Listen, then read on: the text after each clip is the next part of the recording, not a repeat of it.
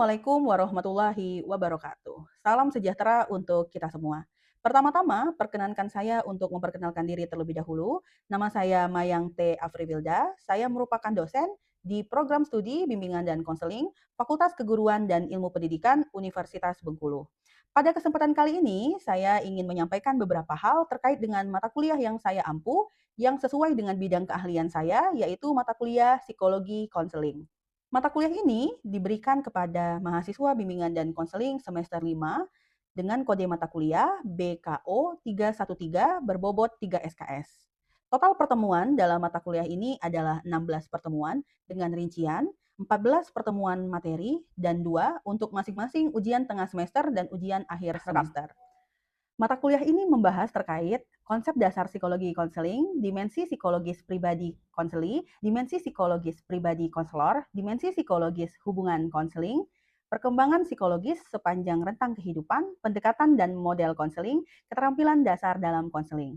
Tidak hanya itu, mata kuliah ini juga akan membahas terkait bagaimana kognisi dan gangguan berpikir pada konseli, motivasi dan ketahanan diri konseli, kesehatan mental dan psikopatologi ringan, stres dan coping, dan pengembangan karakter serta kepribadian positif konseli. Pada akhir mata kuliah, mahasiswa juga akan dibekali dengan etika profesionalisme dalam konseling dan aplikasi psikologi dalam penerapannya menggunakan teknik konseling.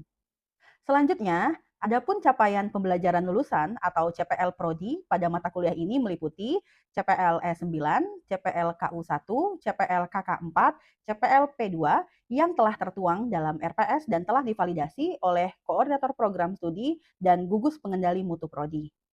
Capaian pembelajaran mata kuliah yang diharapkan antara lain CPMK1, mahasiswa mampu menjelaskan konsep dasar, pendekatan, dan model dalam psikologi konseling, serta perkembangan psikologis individu sepanjang rentang kehidupan. CPMK2, mahasiswa mampu menganalisis dimensi psikologis yang mempengaruhi konselor, konseli, dan hubungan konseling secara menyeluruh. CPMK3, mahasiswa mampu mengidentifikasi faktor-faktor psikologis yang mempengaruhi perilaku konseli, seperti kognisi, emosi, motivasi, stres, dan kesehatan mental. CPMK4, mahasiswa mampu menerapkan prinsip etika profesional, keterampilan dasar konseling, dan teknik berbasis psikologi positif dalam hubungan konseling. Tiga komponen utama dalam proses pembelajaran mata kuliah ini adalah delivery, interaction, and assessment atau DIA.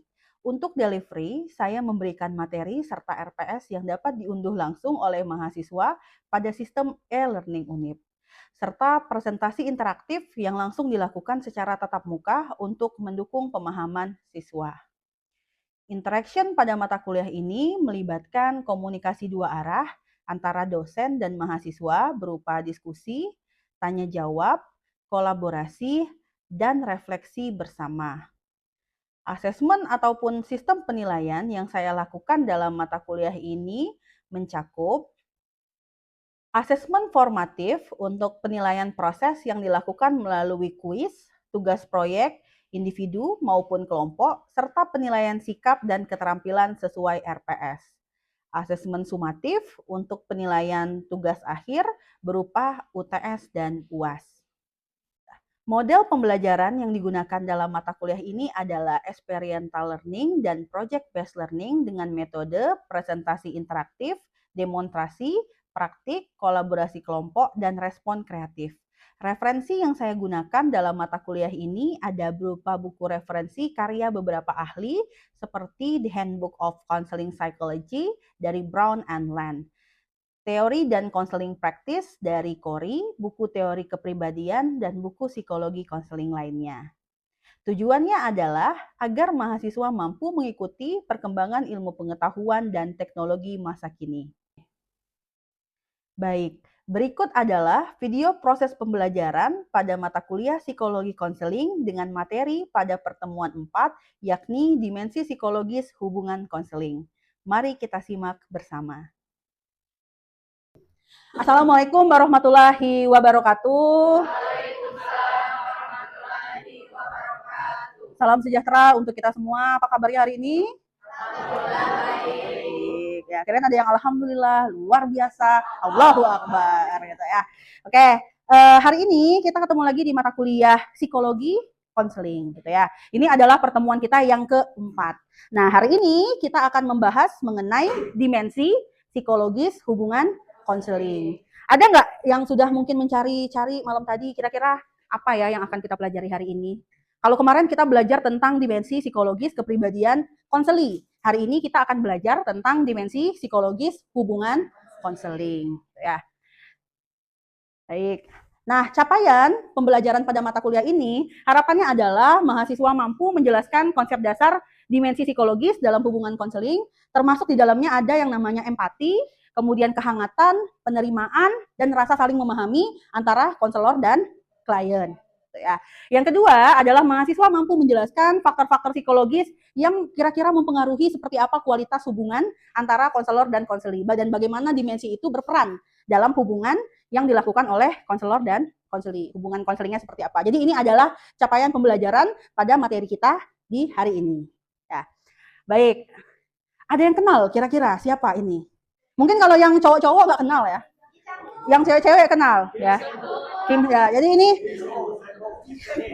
Jadi ini ada Kim Son Ho SPD Cons gitu ya. Dan Ji Chang Woo SPD GR. Artinya mereka sudah ngambil PPK dan PPG gitu ya.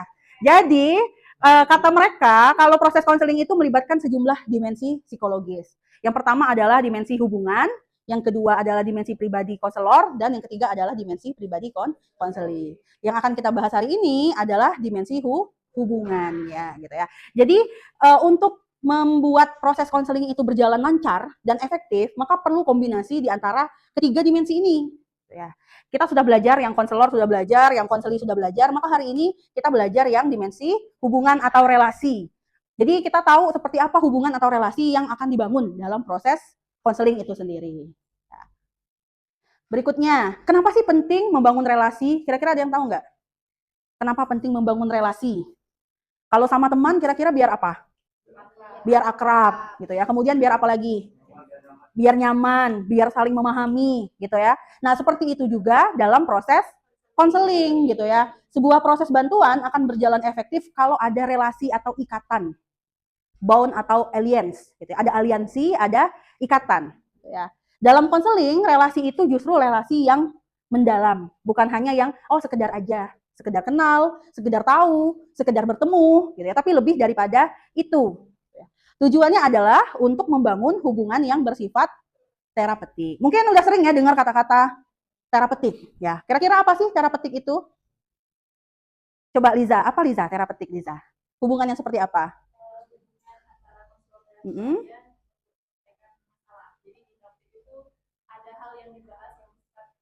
Oke, baik. Ya, betul ya. Jadi hubungan yang dibangun antara konselor dan konseli atau klien gitu ya. Di dalamnya membahas masalah, membahas solusi, dan jangan lupa bersifat menyembuhkan. Kalau tidak menyembuhkan berarti belum terapeutik. Gitu ya. Nah, ini ya model hubungan. Jadi ada beberapa model hubungan ya, yang saya kutip di sini, misalnya model hubungan dari Freud. Kalau Freud mengatakan terapeutik itu working alliance ya, atau aliansi bekerja sama. Jadi ada kesepakatan, ada kolaborasi, ada mengembangkan ikatan. Nah, kemudian ada juga dari Roger. Kalau Rogers itu mengatakan bahwa terapeutik itu berupa kondisi-kondisi yang fasilitatif. Kondisi yang fasilitatif itu ada salah satunya ada empati. Empati kayaknya sudah tahu ya, empati. Coba siapa yang mau menjelaskan empati itu apa sih? Silakan. Oke, Liza, silakan Liza. Jadi empati itu bagaimana kita memahami dan memberikan reaksi langsung atau action. Jadi saya paham bagaimana perasaan kamu sambil di. Oke. Oke, jadi kalau empati itu ada tindakannya gitu ya. Kalau simpati hanya kata-kata. Oke, yang kedua adalah penerimaan tanpa syarat. Siapa yang mau ngasih contoh gimana penerimaan tanpa syarat? Ada nggak? Jadi kalau misalnya ada konseli yang datang pakai baju belel, tompang camping, kata Astri, gitu ya. Kalau konselinya menerima tanpa syarat seperti apa? Pas dia datang, tetap diterima, tetap dilayani gitu ya. Tetap kita penuhi apa yang dia butuhkan. Ada misalnya yang mensyaratkan, oh kalau mau konseling sama saya minimal pakai BMW. Misalnya ya, minimal turun dari Alphard gitu ya. Ya nggak datang-datang konselingnya ya, susah menemukannya. Jadi kalau misalnya ada yang konseling, kita harus terima tanpa syarat. Lalu kongruens atau jujur, genuine, menampilkan pribadi konselor yang sebenarnya gitu ya. Contoh guru BK yang cowok-cowok, bapak-bapak, ada siswa merokok. Jangan merokok, merokok tuh merusak kesehatan, merusak paru-paru dan lain-lain. Jangan merokok lagi ya, misalnya kayak gitu. Apalagi rokoknya dari jajan dari orang tua misalnya. Terus pas istirahat bapaknya merokok di bawah pohon kelapa sawit. Misalnya ya, itu artinya pribadinya tidak genuine ya. Ketika dia ngomong kepada siswa merokok itu merusak kesehatan, tapi dianya sendiri merokok gitu ya. Jadi kalau ngomong harus konsisten. Apa yang kita sampaikan kepada orang lain itu juga yang kita lakukan. Ya. Yang keempat adalah hangat, menampilkan pribadi yang hangat, lalu memberikan perhatian. Kalau katanya Rogers gitu ya, 1000 macam teknik yang kita punya itu tidak akan berpengaruh kepada konseli ketika tidak ada kondisi-kondisi fasilitatif. Jadi kalau Rogers lebih menekankan kepada seperti apa pribadi konselor itu yang sebenarnya. Yang membantu itu kalau versinya Rogers gitu ya. Mau kalian pakai cognitive restructuring, mau pakai reframing, mau pakai metode apa-apa, gitu ya. Tapi kalau kondisi fasilitatifnya tidak ada, maka tidak bisa mendukung proses konseling yang diberikan. Ya. Kemudian, ini ada beberapa macam faktor yang mempengaruhi keberhasilan dan hubungan konseling. Yang pertama, kepercayaan, keterbukaan, kelancaran. Jadi kalau mau konselingnya mau dibantu, itu harus percaya dulu. Percaya sama siapa? Sama konselornya. Pernah nggak kalian pergi berobat ke dokter, baru dipegang dokternya, sudah sembuh? Merasa penyakitnya berkurang. Gitu ya. Biasanya kita kalau menaruh kepercayaan, oh saya berobatnya ke dokter A. Kalau nggak sama dokter A, nggak sembuh.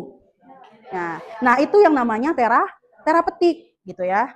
Ada kepercayaan. Jadi kalian kalau misalnya ya, saya pernah sakit. Waktu itu dokter langganan saya tutup. Sabtu Minggu kan biasanya dokter praktek libur. Pergi ke UGD rumah sakit. Ditangani juga oleh dokter, dikasih obat, tapi rasanya tetap belum fit gitu ya. Besoknya harus ngulang ke dokter yang biasa gitu ya. Padahal dokter itu mungkin kita baru ditanya ya, sakit apa? Kamu kenapa gitu ya. Mungkin baru diperiksa. Tapi kok rasanya udah sehat, udah keringat dingin gitu ya. Nah, itu proses terapeutik gitu ya. Hendaknya kalau kita konseling juga seperti itu. Ketika ada konseli datang, mungkin baru bercerita, belum konselor yang ngapa-ngapain gitu ya, belum pakai role playing ya, belum pakai modeling simbolik, tapi konselinya sudah merasa sembuh, merasa lebih baik, merasa lebih tenang gitu ya. Nah, itu karena kondisi-kondisi fasilitatif gitu ya. Berikutnya ada ruang konseling yang mendukung. Kalau di sekolah itu biasanya masih banyak sekolah-sekolah yang ruang BK-nya terbatas. Konselingnya di mana biasanya? Di UKS, di masjid, ruang kelas gitu ya. Waktu itu ada salah satu penelitian yang mahasiswa BK menggunakan teknik relaksasi. Tapi ketika di video penelitiannya, ternyata siswanya impit-impitan di ruang UKS, kayak sarden. Nah, jadi di mana relaksasinya kalau duduknya saja tidak nyaman gitu ya. Begitu juga kalau kita konseling gitu ya, cari tempat yang nyaman. Jangan konseling di ruang guru. Kalau ruang guru gimana? Berisik, rame. Konseling sama gurunya yang jawab guru matematika. Ya kan, konseling sama guru BK yang jawab guru olahraga. Yang jawab guru agama. Kalau jawab guru agama pasti bilangnya banyak-banyak istighfar. Ya, kurang iman misalnya. Ya kan orang yang kesehatan mentalnya mungkin terganggu kan salah satunya mungkin karena kalau dari sisi agama kan karena hal itu gitu ya. Karena kurang iman dan lain-lain ya. Nah, jadi kalau kita konseling harus cari ruangan yang nyaman. Kemudian ada faktor khusus, ada faktor intelijensi, personal konselor, sosial budaya dan lain-lain. Kemudian, nah, faktor apa yang meningkatkan perubahan terapeutik ini banyak sekali ya. Ini adalah faktor-faktor yang meningkatkan perubahan terapeutik. Kadang-kadang tapi konseli itu merasa bahwa BK itu kurang ada manfaatnya, itu karena mereka kurang merasa menerima hal-hal baru dari praktek konseling. Misalnya konseling, setelah konseling nggak ada perubahan apa-apa. Jadi mereka pikir, oh konseling nggak ada gunanya. Gitu ya, karena mereka kurang menerima manfaat. Gitu ya. Jadi ini adalah salah satu manfaat yang harus diberikan kepada konseling. Setidaknya ketika tidak menemukan solusi, tapi mereka punya harapan. Jadi kalau konseling itu tidak harus selalu solusi dihasilkan. Tidak harus punya solusi baru yang dihasilkan. Tapi ketika mereka punya harapan, merasa dipahami, ya. Itu adalah manfaat-manfaat dalam proses konseling gitu ya. Yang paling kecil aja misalnya merasa dipahami dan didengar, ya kan. Seringkali kalau orang konseling itu bukan karena mereka pengen masalahnya selesai, solusi gitu ya. Mereka hanya ingin dipahami dan didengar gitu ya, didukung gitu ya. Setidaknya ketika mereka merasakan hal itu, maka mereka menerima manfaat. Kadang-kadang profesi kita ini masih orang pandang sebelah mata, ya karena itu gitu ya. Karena mungkin kalau di lapangan konselingnya masih main-mainan gitu ya, atau mungkin tidak serius dan lain-lain. Sehingga mereka juga oh nggak ada manfaatnya gitu kan. Tapi kalau mereka menerima manfaat, pasti mereka tidak segan untuk datang lagi gitu ya untuk konseling. Hanya itu. Baik. Nah, ini adalah beberapa model dari hubungan konseling dari berbagai macam teori, mulai dari psikoanalisis sampai ke relasional budaya teori, naratif dan lain-lain. Jadi setiap teori itu punya model hubungannya masing-masing, tergantung basisnya apa. Kalau CBT basisnya apa? Kognitif ya, maka fokusnya di sekitar kognitif. Kalau Carl Rogers tadi person center basisnya humanistik. Maka teorinya akan banyak berpusat kepada klien, gitu ya, berpusat kepada bagaimana memanusiakan manusia, gitu ya. Nah, kemudian, nah ini tadi ya konselor sebagai pribadi terapeutik, gitu ya. Profesi BK itu adalah profesi yang disebut dengan the helper, penolong, gitu ya. Maka harus altruistik, gitu ya, pribadi yang penolong. Kalau orang yang altruistik seperti apa? Dia rela menolong tanpa mengharapkan imbalan, gitu, tanpa mengharapkan sesuatu. Nah, instrumennya yang utama adalah kepribadian konselor. Jadi instrumen untuk menjadi seorang yang terapeutik dan altruistik adalah kepribadian. Ya. Nah, ini adalah gambar ya kira-kira seperti inilah hubungan konseling. Ada ini helpers environment ya. Jadi ini adalah lingkungan dari konselornya, yang ini lingkungan dari konselingnya. Nah, ini apa? Attitude, needs, values, belief, dan skill gitu ya. Nah, konselor dan konseli itu kalau bertemu pasti beririsan seperti ini. Masing-masing membawa attitude-nya sendiri, needs-nya sendiri, values-nya sendiri, belief-nya sendiri, dan skill-nya sendiri. Yang sering terjadi bentrok kenapa? Kira-kira kalau proses konselingnya gini. Belief-nya, kenapa belief-nya? Perbedaan, ya perbedaan kepercayaan gitu ya. Jadi sering kalau misalnya konselingnya bentrok karena perbedaan kepercayaan. Karena masing-masing membawa kepercayaannya sendiri. Konselornya percaya A, konselingnya percaya B, dan ketemu akhirnya bentrok. Karena masing-masing mempertahankan kepercayaannya. Kalau misalnya konseling, sebaiknya konselor seperti apa? POV-nya. Apakah konselor tetap pada kepercayaannya atau konselor ikut kepercayaan konseli? Tetap kepada kepercayaannya. Ada yang lain? Kenapa Angel? Oke, jadi kalau kita konseling itu POV kita harus berdasarkan kacamata konseli gitu ya untuk menyelesaikan bentrok tadi, masalah tadi gitu ya. Ketika kita berusaha memahami orang lain, contoh Ani dan Melda kalau cerita, kalau Ani dan Melda terus-terusan berbeda pendapat gitu ya, selesai nggak ceritanya? Malah akhirnya malah berantem gitu kan. Tapi kalau Ani setuju dengan apa yang disampaikan oleh Melda, memahaminya berdasarkan pengalaman Melda, pasti tidak akan terjadi bentrok gitu ya. Kalian suka curhat dengan teman karena apa? Karena teman mendukung gitu. Kalau teman yang nggak mendukung, nggak akan cerita. Ah, males cerita sama Angel, aku disalah-salahi terus.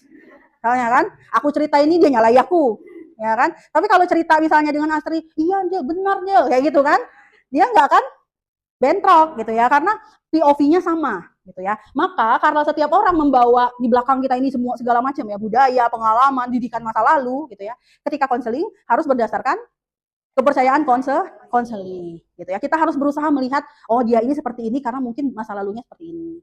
Dia seperti ini karena trauma masa kecil. Dia seperti ini gitu ya karena kepercayaan adat budayanya gitu ya. Nah, sehingga tidak akan terjadi bentrok gitu ya. Apalagi nilai-nilai itu kan sangat erat kaitannya dengan budaya gitu ya. Baik. Selanjutnya ini ada beberapa macam bentuk-bentuk resistensi. Kalau model hubungan konseling yang nggak berjalan lancar ya ini karena kira-kira ini bentuk-bentuk perlawanan konseling gitu ya.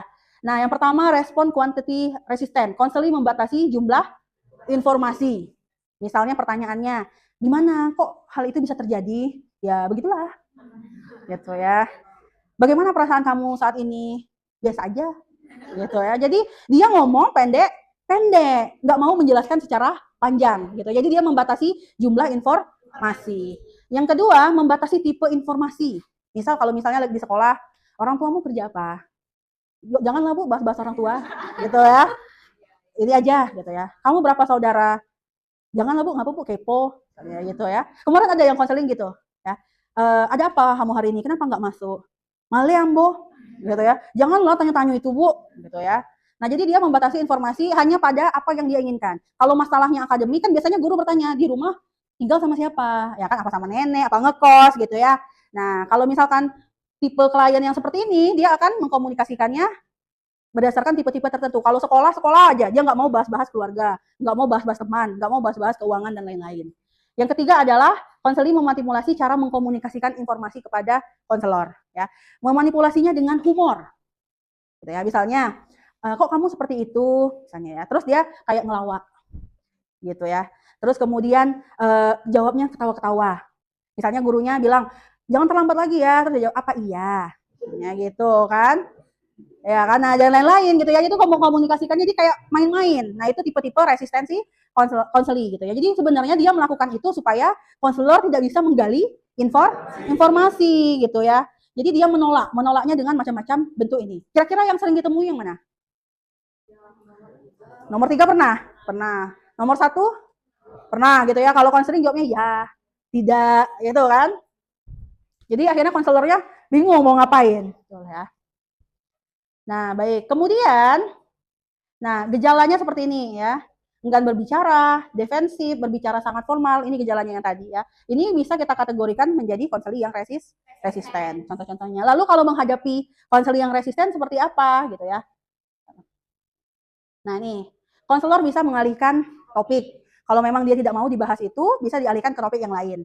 Atau kemudian konselor bisa memberikan motivasi gitu ya, motivasi kepada konseli untuk bercerita. Yang ketiga adalah menaikkan atau menurunkan level. Kalau pembicaraannya levelnya agak tinggi, misalnya agak serius, bisa diturunkan lagi ke level yang di bawahnya, gitu ya. Baru kemudian dinaikkan lagi. Jadi kapan kira-kira konseli itu siap untuk dibahas, gitu ya. Yang keempat adalah bisa menunda waktu konseling. Jadi kalau misalkan hari ini dia resisten, belum siap, oke, Ibu kasih kamu waktu seminggu. Minggu depan kita ketemu lagi, kamu harus siap sudah cerita. Bisa seperti itu. Tapi pilihan yang keempat itu yang terakhir. Nah, apa sebab konseling resisten? Yang pertama, dipaksa. Pergi konseling karena disuruh oleh orang lain, disuruh oleh wali kelas, disuruh oleh kurikulum, gitu ya.